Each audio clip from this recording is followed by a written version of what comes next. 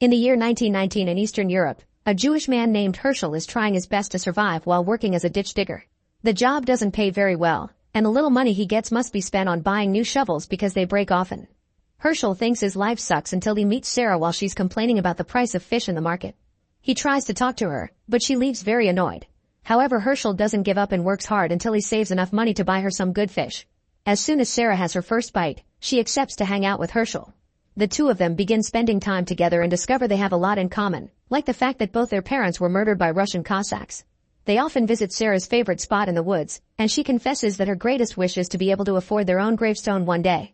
In return, Herschel says he dreams of trying seltzer water. A few months later, they finally get married, but unfortunately their plans for a new life get ruined when the Russian Cossacks attack the village. There is no chance to have a future in their village after the area is absolutely destroyed, so Herschel and Sarah move to the USA. Herschel thinks the Americans are nice and treat them better than the Russians, not understanding yet that people refer to him using anti-Semitic terms. Soon he gets a job at a pickle factory, where he earns a nickel for every 10 rats he kills. Months pass, and by working very hard hunting rats, Herschel manages to buy 2 graves so the couple can be together even after death. Shortly afterward, Sarah gets pregnant, and Herschel promises their child will be strong and successful. One day, while chasing after some sneaky rats, Herschel finds himself surrounded and accidentally slips, falling into a huge vat of pickles. To make matters worse, at that moment they announce the factory is being closed because of sanitary reasons. All vats are covered, and Herschel is left stuck inside. 100 years pass. It's now 2019 and the factory building has been abandoned since the closure. One day, 2 teenagers are fooling around in the area with a drone that accidentally ends up going into the factory, knocking out the vat's lid. The teens go inside to look for it, and when they finish moving the lid, suddenly Herschel sits up, looking alive and well. Moments later, the whole city is talking about Herschel. In a press conference, scientists explain why Herschel is perfectly conserved, and everyone accepts it as logical. Afterward, Herschel is taken to the hospital for a checkup and is found to be in perfectly good condition. But when he hears that Sarah is dead, he refuses to believe it and gets violent, so they must tie him to the stretcher. After a thorough background check is done, Herschel is informed that he has one descendant left that lives in Brooklyn and has accepted to come pick him up. Moments later, Herschel meets his great-grandson Ben, who looks pretty much identical to him. The men share a hug when they realize they finally have a relative again.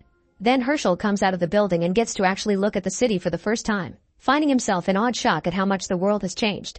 When Ben stops a taxi, Herschel at first gets startled and thinks he must fight, but Ben quickly guides him to get into the car. Once they reach Ben's apartment, Herschel is even more shocked. Ben is just middle class, but Herschel thinks his great-grandson lives in luxury, especially when he hears he owns 25 pairs of socks. Ben invites him to stay for as long as he needs and offers Herschel something to drink, shocking him once again when he offers seltzer water. There's a machine in the kitchen to make it from scratch, and Ben guides Herschel to press the button, which excites the old man. Then he gets to taste it for the first time ever, which leaves Herschel very happy. Next, Ben makes Alexa play an old song, and after some hesitation, Herschel joins the goofy dance just to have some fun. Afterward, they spend the afternoon out in the city, trying out all kinds of food and technologies. Herschel is confused for a hipster and is shocked to see interracial couples around. When they return to the apartment, Herschel asks Ben what he does for work, assuming that he's something important like a doctor or a lawyer. However, Ben is actually a freelance app developer, and he grabs his tablet to show Herschel how his invention works. For the past 5 years, Ben has been working on an app called BoopBop, which is a service that checks companies' ethics when buying their products. Ben hasn't sent it to any potential investors yet because it isn't ready, and he's still going crazy over some details, like the colors of the logo. Suddenly, Herschel asks Ben if the man on the David Bowie poster is his dad, and when Ben says no, Herschel wonders why he sees no pictures of the family anywhere. Ben takes out an old family photo album, which gets Herschel very emotional. After seeing Sarah's picture, he discovers she had a son. Then he finds the modern pictures and asks Ben about his parents. Ben gets uncomfortable and explains that they passed away in an accident, so Herschel says they should go to the cemetery to pray for their souls. Ben gets uncomfortable again, explaining he isn't a religious guy, which disappoints Herschel. Feeling bad for the old man, the next day Ben takes Herschel to see the family graves, but Herschel is devastated to discover that the cemetery is in shambles. He can't help crying at the sight of Sarah's abandoned tombstone and begins praying for her, asking Ben to join him. However, Ben prefers to look at his phone.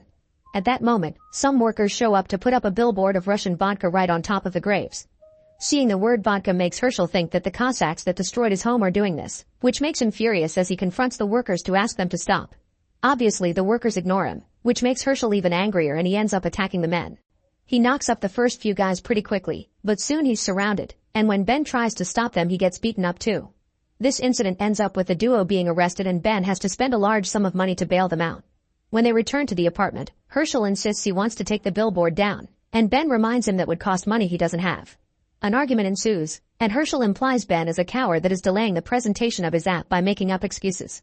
Offended, Ben sends a few emails, and he's shocked to find a possible investor asking for a meeting. Later that day, Ben goes to see the investors, but he's turned down. They like Ben's invention, however Ben's criminal report is all over the internet and he makes for a bad face to represent an app based on the ethics behind businessmen. When he returns home, Ben blames Herschel for making his life go downhill. Herschel doesn't understand Ben's ideas and claims that they should start a pickle business instead, making Ben so furious that he says that Sarah would be ashamed of Herschel right now. He also points out it's easy for Herschel to talk, but he can't do anything in this modern world without Ben. Hurt by all these accusations, Herschel swears to build a pickle empire without any help and make his dead relatives proud by cutting down the billboard. Before leaving, Herschel tells Ben he's a disgrace to the family name. Afterward, Herschel goes to the grocery store to buy cucumbers, but they are too expensive. While wandering around trying to think of something, he notices that the bin outside of the store has packed cucumbers in it. He immediately grabs them and gets an idea. He begins searching all the dumpsters around the city, gathering jars, salt, and random pieces to make his very own cart. He puts the cucumbers in the jars and lets the rain fill them up, finally creating pickles. Sometime later, Herschel puts up a pickle stand by the side of the road. Two guys are immediately attracted to his product because it's all local, natural, and very cheap. They're also very amused by Herschel's quirky mannerisms, like the fact he wants the customers to bring the jars back. He does this to save money, but they think he's environment friendly and they decide to make a video for social media. Soon Herschel's pickle cart goes viral, and he appears all over the news and social media as people from all over Brooklyn come to buy his product. Ben sees the news about Herschel's success and gets incredibly jealous, especially because he's been struggling to come up with good ideas for his new app. This jealousy makes him so bitter that when he hears Herschel explain how he made the pickles in one of the many videos customers took of him, Ben calls the health department and files a complaint, mentioning that Herschel is using products from the trash. Moments later, the health department shows up at the pickle cart to shut it down, and Herschel has to pay $12,000. Herschel doesn't know how to continue, so his first two customers advise him to hire interns since he wouldn't have to pay them. Herschel compares this to slavery, but he still likes the idea. For the interviews, he calls the interns to the park where he's living and they try to talk about their experience and their skills, but Herschel concentrates on checking they're strong enough to work. Once he's chosen a few lucky interns, Herschel teaches them everything he knows about pickles, and with their help they develop proper ethical methods that get them approved by the health department. The interns also help him sell the pickle on a larger scale, making the business quickly go back up. Shortly afterward, Herschel earns enough money to purchase the billboard and takes it down. He also makes his employees clean the graveyard. In the meantime, Ben bitterly notices that Herschel is getting successful again and that the investors that turned him down are now interested in investing in the pickle business. He also watches old videos of his graduation, showing how his parents gave him money to start his business because they believed in him, yet this only makes his mood worse. At that moment Herschel shows up at Ben's apartment to present proof of his victory and says he still wants to help Ben because at the end of the day they still are family.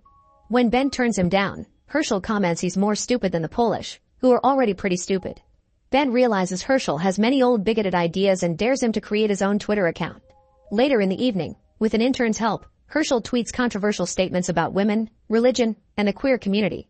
The next day, angry people surround the pickle shop, protesting against Herschel's ideas and urging everyone to boycott his pickle business. Even his interns quit the job and join the protesters. Even after that, Herschel stays firm in his opinions, and soon he gets lots of support from conservative groups who see him as an icon of free speech and empowerment. Thanks to them, Herschel continues to be successful and he even appears in far-right TV shows that see him as a hero. Ben sees this and his resentment grows. One day, Herschel gets selected to appear for a debate with a college professor on the subject of ethics. He makes lots of horrible statements about women, yet the public thinks he's brave and wants him to run for office. But then from the audience, a disguised Ben asks him about his thoughts on Christianity, and Herschel proceeds to say that the Virgin Mary invented Christianity to hide she did the dirty and calls everyone who believes in Jesus an idiot. This comment causes Herschel's admirers to turn against him and they begin chasing him down the streets of New York, so Herschel has to hide in an alleyway to save his life. Later in the evening, Herschel sees a news report about protests happening all across America to boycott him for good, and to make matters worse, authorities have dug up his past to deport him back to Eastern Europe. Since the paperwork for Herschel's arrival can't be found, the authorities have an excuse to revoke his citizenship. Herschel is declared an illegal fugitive, and the people are asked to report the police if they see him. With no way out, Herschel goes to see Ben for help by breaking into his apartment. He doesn't want to go back to Europe, so he'll be happy to go to Canada and start a business there. At first Ben says no, but he changes his mind when Herschel promises to never contact him again after this favor. The duo drives to the Canadian borders, and now they must walk through the woods to illegally enter the country. On their way, Ben accidentally cuts his palm, and Herschel tears a piece of his clothes to bandage the wound. At night, Herschel hugs Ben to keep him warm, and Ben realizes he's enjoying the time he's spending with Herschel now that doesn't have to worry about business. The next morning, they finally reach the border but have to hide when they are almost seen by Border Patrol. While waiting for the guards to leave, Ben feels bad for Herschel and confesses that he was the one who boycotted Herschel's business multiple times. He hopes that Herschel will forgive him, but instead he is punched in the face. As Ben falls unconscious, the commotion attracts the attention of the officers, so Herschel runs away with Ben's bag. When he finds a razor and clothes inside, he gets an idea. He shaves his beard, changes his outfit, and then crosses the border using Ben's ID. Meanwhile, the officers arrest Ben thinking he is Herschel. Afterward, Ben is put on trial, but his case is considered a joke when the lawyer tries to claim that he isn't Herschel, saying the lack of beard is proof.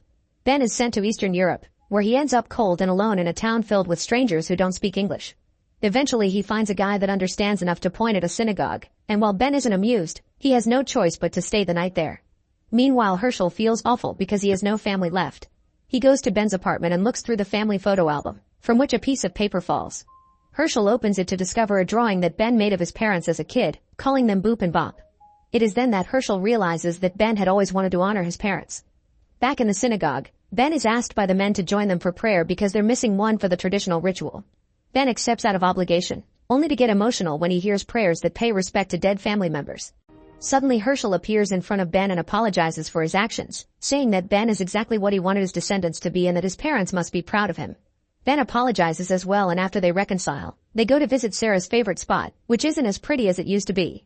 They agree their next business must be done together as a family. Herschel will be pickling more than just cucumbers while Ben does the online marketing so they can sell worldwide. Sometime later, the duo returns to Brooklyn and pays a visit to Sarah's grave.